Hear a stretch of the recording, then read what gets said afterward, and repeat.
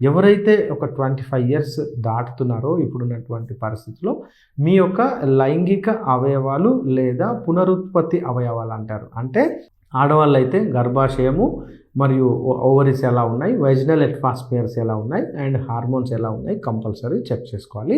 మగవాళ్ళైతే కూడా టెస్టిస్లో ఒక్కోసారి కొంతమందికి చిన్నప్పుడే మమ్స్ రావడం వల్ల వాళ్ళ యొక్క టెస్టిస్ పని చేయకుండా పోతాయి, అది కూడా చెక్ చేయాలి.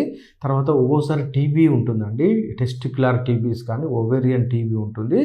ఆ టీబీ కూడా ఒక్కోసారి మనకు దొరకదనమాట. ఇది కూడా మనం వెంటనే చెక్ చేసుకొని ట్రీట్మెంట్ చేసుకోవాలి. టీబీలో దగ్గు, దమ్ము, ఆయాసం మాత్రమే మనకు తెలుసు కదా. టీబీలో బోన్ టీబీ ఉంటుంది, మరి ఇంటెస్టినల్ అంటే పేగుకు సంబంధించిన టీబీ ఉంటుంది, అలాగే ఓవేరియన్కు సంబంధించిన టీబీ కూడా ఉంటుంది, లేదా టెస్టిస్కి సంబంధించిన టీబీ ఉంటుంది మగవాళ్ళలో. ఇది మనం చెక్ చేసుకొని అవసరమైతే దానికి సంబంధించిన చికిత్స చేసుకోవాల్సి ఉంటుంది.